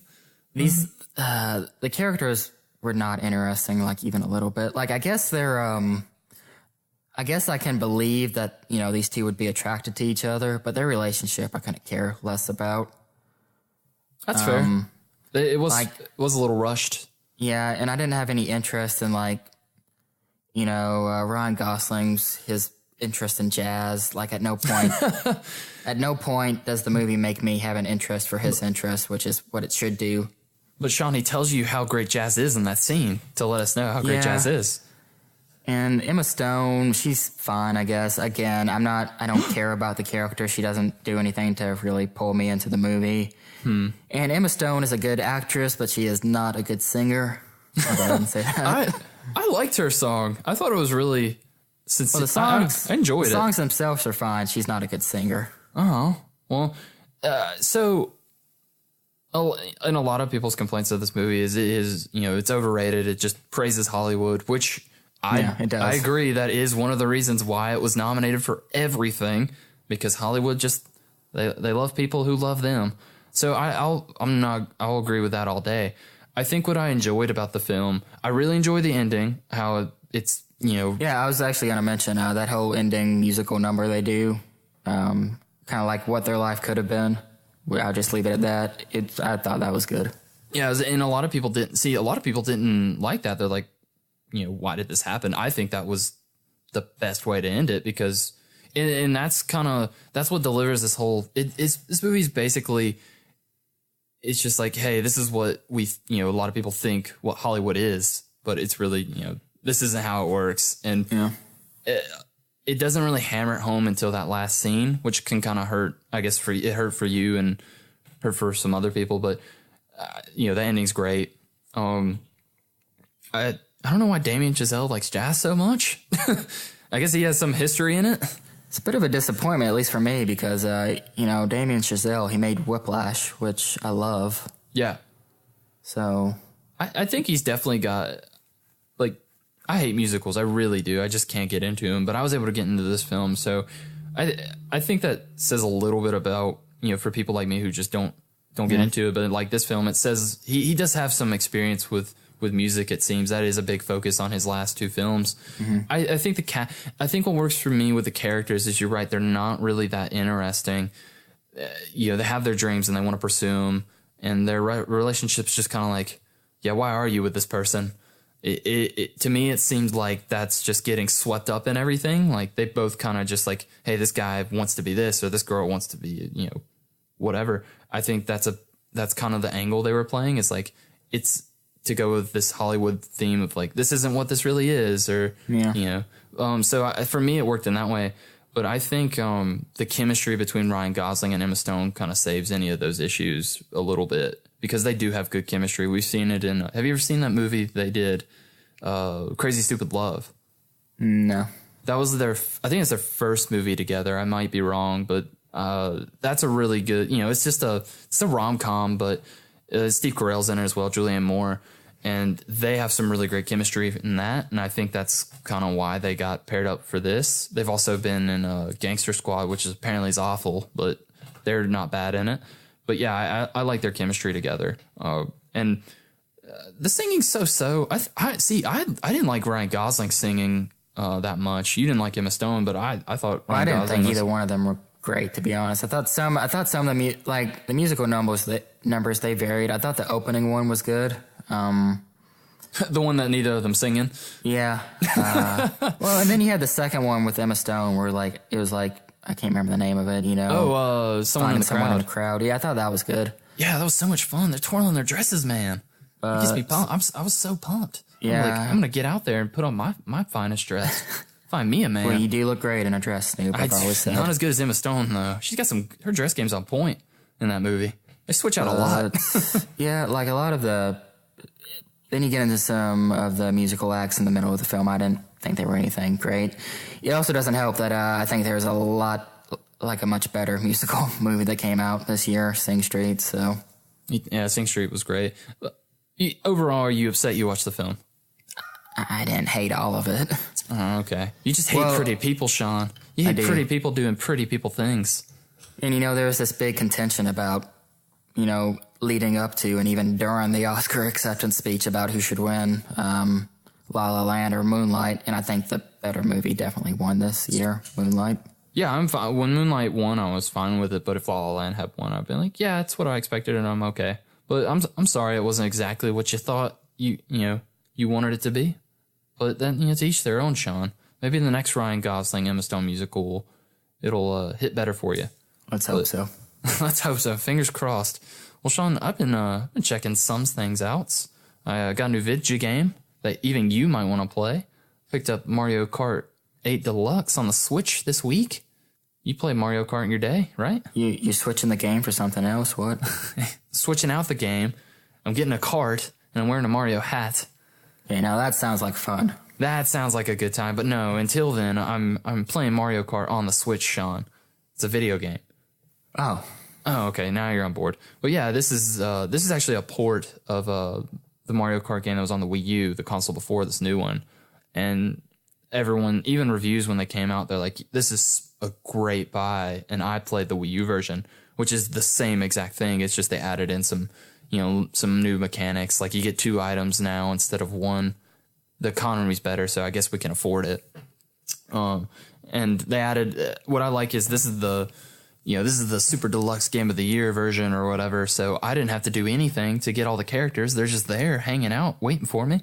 And all the maps are already good. This is a really fun game. I love Mario Kart. It's just a fun series to pick up and play with some, whoever is around. And, I feel like basically anyone can pick up these games, play a couple races, and then, they're on board. They're able to race with you. And I enjoy that. And it looks really great. This is the best looking Mario Kart game we've ever had. The colors they're really pop, Sean. They're everywhere. And it's pretty hard. Like one thing about Mario Kart is it's fun, but it's not hard. It doesn't take long before you're kind of, good at all the maps. I've been playing a few maps over and over again, trying to get like the gold cups or whatever. And I can't get them, man. Those computer players they're kicking my ass. But I'm really enjoying it. If you got a Switch, if you're one of the 10 people that got one, definitely consider picking this up. And you'll have 2 games to play instead of just Zelda, so that's fun. You'll have to play with me, Sean. We'll have a hoot and a holler. I'm ordering my Swatch as we talk. Good. Well, you check-ins out. Anything else? I can bring up stuff from last week since that doesn't exist anymore.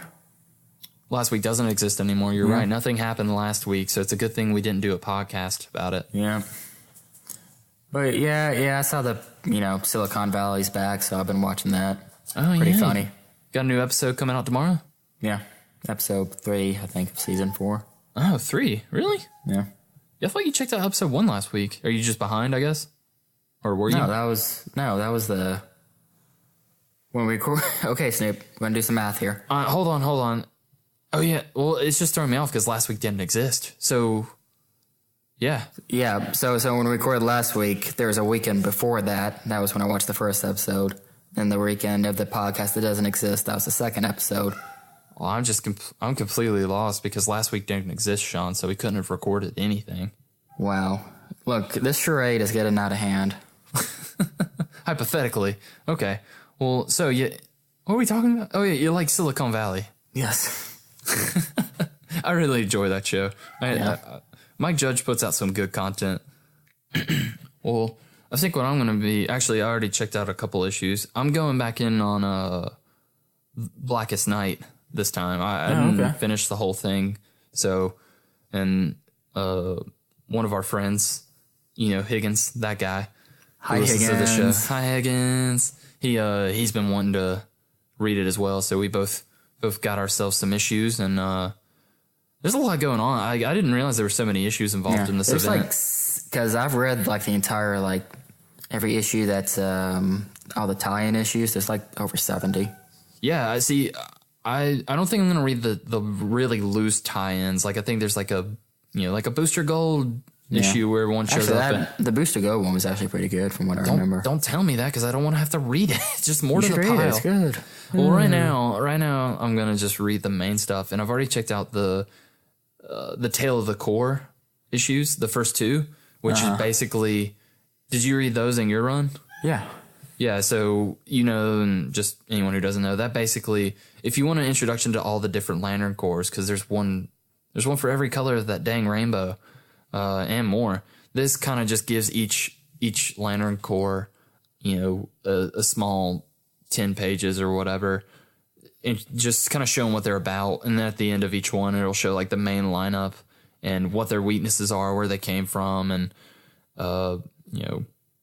just what's going on, what their motion is. Because I think originally with the Green Lantern stuff, even when they just introduced the Yellow Lanterns to kind of be the antagonist, they were just colors. They didn't stand for anything, right? Yeah. And Green Lanterns couldn't do anything against the color yellow for a really long time.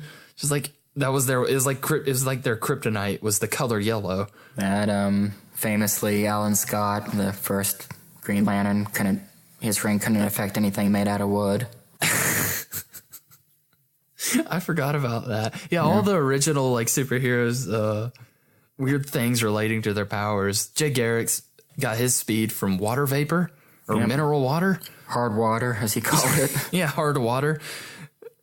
Comics were interesting. But yeah, and not that this is, necessarily makes any more sense, but in this, the Blackest Night stuff, all the lanterns play a huge part. I enjoy it. This is the first time I read the Tale of the Core, and so it was fun I knew about all the lanterns and kind of what they stood for, but it was fun just kind of see certain ones show up and do something. The origin of Bleeze, who's a Red Lantern's pretty good. Mm-hmm. They're not my favorite. Their powers they could be so much better than they are to me, but it's whatever. Their designs are really cool. Yeah. The Indigo Tribe's in there as well, my favorite, because no one knows what the hell they are. Yeah, I was gonna say, New 52 had, Red Lanterns had their own comic in that. It's actually pretty solid for the first half of it. Yeah. The only thing that bothers me, and I get it, the only one who can think or talk is the leader, Atrocitus. Yeah. Well, they changed that in the comic. Oh yeah, well good, because I feel like that's the first issue. He gives them their free will or whatever. Yeah, because they're just until that moment they've all just been consumed by their rage and just gurgle up blood. But no, I think they have some of the best designs in the Green Lantern lore, especially Dexter the cat. That's my favorite character. Cat's got a sad backstory if you ever read it. I bet he does, man. I'm sure he's got a lot to be angry about. I mean, all cats are angry in some way, but my cats are just meowing right now. My cat's upset that all your cats are meowing. He's just looking at me. But no, I'm excited to check this out again. I really enjoyed the Blackest Night stuff I've read. I know it's not technically canon anymore, but I don't care. I thought it was still canon, that. Well, they brought back some stuff with Rebirth, but not everything. Okay. Because I know I know it was still canon when you got to the New 52, because that was kind of a big contention, because Batman in that storyline, he's Dick Grayson. He's not Bruce Wayne. Yeah. But when you get to New 52, he's Batman's back. Batman has always been Bruce Wayne. It's never been anybody else. So that was like a retcon they had to fix. Yeah, because a lot of people really enjoyed the Dick Grayson Batman run, I remember. But yeah, the Rebirth stuff's kind of weird. The Rebirth stuff's picking up. I actually picked up an issue. I know I haven't read any of the other stuff, but I picked up issue 22 of Batman, which is the second part, or maybe it's the third part. It's the third part of the button thing. Have you listened to? I listened to a podcast called Serious Issues with Andrew Leffins and Siobhan Coons. Really great comic book podcast, but his Batman impression on there is so great.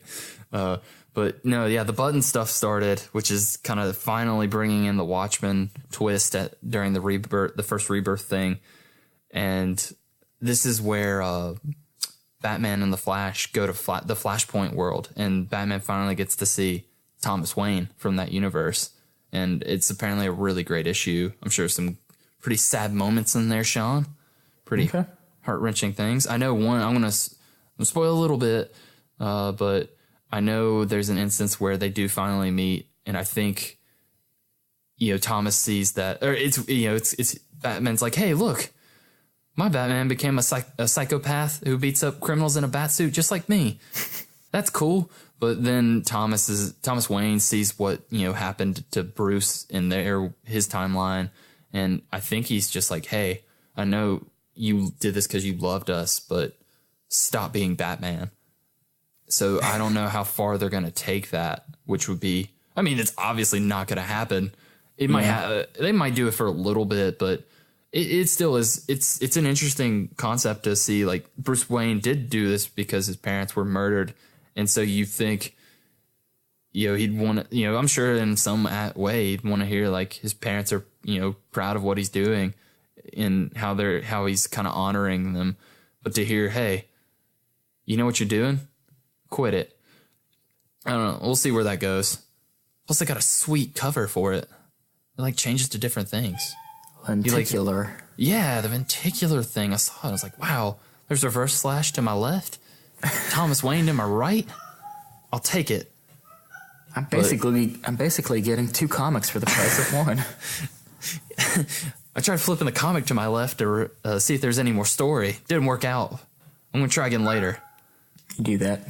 Your cats are really they're going at it. Yeah, I'm sorry about this. No, I like it. It's like, because I'm out here with all my animals. Like, my dog's over there sleeping on his bed, just staring at the cats, being annoyed. He's like, can you guys see they're trying to do a podcast? Ugh. He just shakes his head. This is what happens when my house gets cleaned. It's a big pain for everybody. It has no water. You're falling apart over there. I have water now. Oh, you got water now? Yeah. Well, that's why we had to wait until now to do the podcast. I wanted to do it at 3, but you're like, nope, the water's gone. What if I need to use the sink during the podcast? Well, I think it's all check-ins out, Sean. I'll have some more stuff next week, of course, because I have to.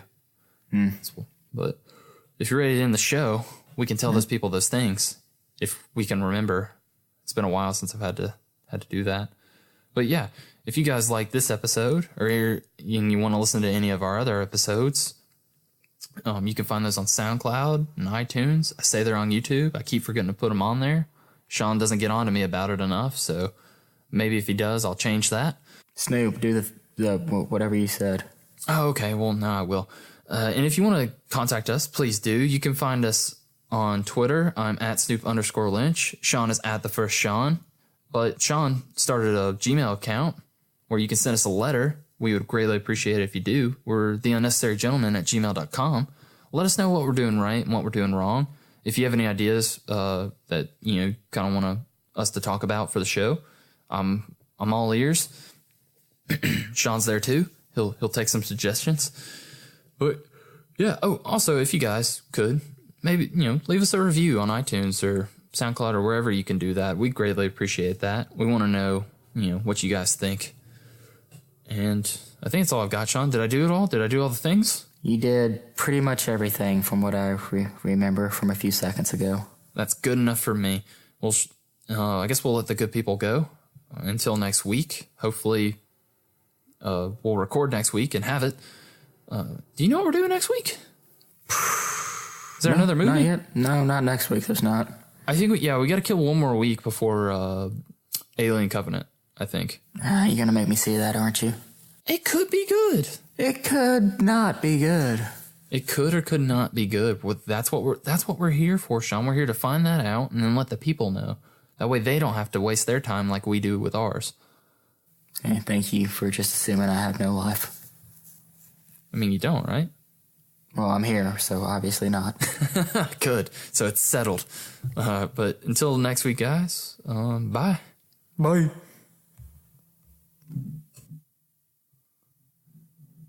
Can't find the record. Oh, there it is.